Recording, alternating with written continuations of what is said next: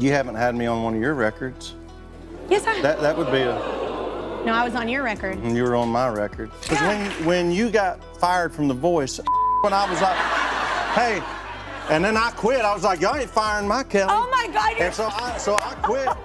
And I just went off the radar You for are a while. And so I'm glad to finally full be... of What are you talking about? What's wrong? There are moments in Hollywood that stop you cold. Not because of a scandal, not because of some manufactured drama cooked up in a publicist's office, but because something real, something genuine, slips through the cracks of the carefully polished machine that is celebrity culture. What happened recently with Blake Shelton is exactly that kind of moment. One interview, one unguarded comment, and suddenly everything fans had been quietly theorizing about for years snapped into sharp, undeniable focus. Blake Shelton is not a man known for overthinking his words. That's part of his charm, honestly. While most celebrities in his orbit run every sentence through 3 layers of management approval before it leaves their mouth, Blake has always operated on a different frequency. He says what he thinks, laughs when something's funny, and doesn't lose much sleep over how it lands. So when he sat down recently and started talking about his relationship with Kelly Clarkson, the woman who has been his on-screen sparring partner, his professional counterpart, and one of the most talked-about friendships in the music industry, nobody expected him to hold back. And he didn't. What he said wasn't shocking because it was controversial. It was shocking because it was honest in a way that Hollywood almost never allows itself to be. The two of them have been circling each other in the public eye for well over a decade. Fans of The Voice watched them go back and forth for seasons. The teasing, the playful shade, the eye rolls that somehow communicated more warmth than most people's genuine compliments. Viewers tuned in not just for the contestants but for the unmistakable electricity between Blake and Kelly, that rare, unscripted chemistry you simply cannot manufacture. And yet for all those years, neither of them ever fully explained what that dynamic actually was. Were they rivals? Were they close friends? Was it all just good television? Blake, it turns out, has finally decided the world deserves a straight answer. To understand what Blake's admission really means, you have to go back further than most entertainment headlines bother to look. Long before The Voice made them household staples of primetime television, Blake Shelton and Kelly Clarkson were both grinding through the same relentless machine that is the Nashville music industry. And that world, for all its rhinestones and stadium lights, is a remarkably small one. Blake had broken through with his debut single in 2001, carving out a name for himself with a sound that was unapologetically country and a personality that was unapologetically him. Kelly, on the other hand, had exploded onto the scene from a completely different direction. She won American Idol in 2002 and proceeded to spend the next several years proving to anyone who doubted her that she wasn't just a reality television novelty. She was a genuine artist with a voice that could level buildings and an instinct for melody that most musicians spend a lifetime chasing. They came from different paths, but those paths ran through the same territory. Same industry parties. Same award shows. Same circle of managers, producers, and songwriters who bounce between artists the way chess pieces move across a board. In Nashville especially, the degrees of separation between major artists collapse in ways that genuinely baffle outsiders. Blake himself has spoken over the years about how interconnected that world is, how the person who produced your first album also played guitar on someone else's first album, and that someone else dated the sister of your drummer, and so on forever. It's a web. And Blake and Kelly were both caught in it from remarkably early on. The connection became even more layered when Kelly married Brandon Blackstock, whose father Narvel Blackstock had spent years as one of Blake's key management figures. That single thread stitched their professional lives together in a way that went beyond casual acquaintance. They weren't just colleagues bumping into each other at industry events. Their lives were structurally intertwined, professionally and personally, long before any television network thought to put them on the same coaching panel. What Blake finally admitted, in the plainest terms he could find, was something that fans had been reading between the lines for years. The relationship between him and Kelly Clarkson is one of the most genuinely real friendships either of them has. Not a PR-friendly alliance. Not a strategic partnership designed to keep both their names in headlines. A real friendship, the kind forged in difficulty, built slowly across years of shared experience, and strong enough to survive the specific, brutal pressures that fame places on human relationships. That might not sound like a bombshell on the surface. Of course, two people who have worked together extensively could be genuine friends. But in the context of how celebrity relationships typically function, and how carefully most public figures guard the line between what is real and what is performed, Blake's candor carries real weight. He didn't frame their bond in vague, press-ready language.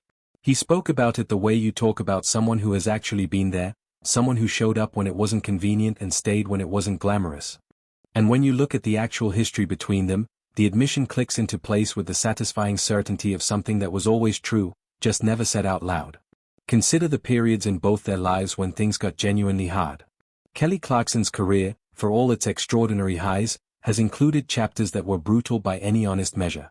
The battle over her 2007 album My December was well documented and deeply uncomfortable to watch unfold in public. She had written an album she believed in completely, raw, personal, musically adventurous, and found herself in a very public conflict with powerful label forces who wanted something safer and more commercially predictable. The criticism she absorbed during that period was withering. She was called difficult. She was told, by people with enormous influence over her career, to stop trying to be a writer and just be a singer. That kind of professional attack, delivered publicly and without apology, leaves marks. Blake was never far from that story, even if he wasn't part of the headlines. People close to both of them have noted over the years that Blake's response to watching Kelly get dragged through that particular news cycle was characteristically quiet and characteristically genuine. No public statements. No Twitter posts. Just a phone call, a steady presence, a reminder that someone in her corner understood what it was like to navigate an industry that sometimes confuses commercial control with artistic input. Blake has had his own hard chapters, too. His first 2 marriages ended in divorce. His personal life became tabloid material in ways that would test anyone's patience. Through all of it, Kelly was one of the constants, someone who understood the specific combination of public exposure and private pain that comes with being famous in America, and who never weaponized that knowledge or let it become gossip. Their friendship, as Blake has now made clear, was a two-way shelter. They protected each other, in the understated, practical way that real friendships operate. The on-screen dynamic that millions of viewers came to love on The Voice was, in other words, a reflection of something authentic. The teasing wasn't performed for cameras. The laughter wasn't manufactured for ratings.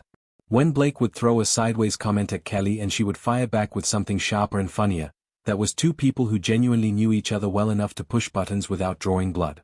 That kind of comfort doesn't come from being cast alongside someone. It comes from years of actual history. What makes Blake's admission resonate so deeply with fans is that it recontextualizes everything they watched. Every moment of on-screen banter suddenly carries a backstory. Every eye roll has a decade behind it. Every laugh means more when you understand that these 2 people have been through genuine things together. Not just the highlight reel stuff that makes it onto red carpets and acceptance speeches, but the messy, human, unglamorous parts of life that most celebrities work very hard to keep out of sight. Blake essentially handed fans the key to something they had been circling without quite being able to reach.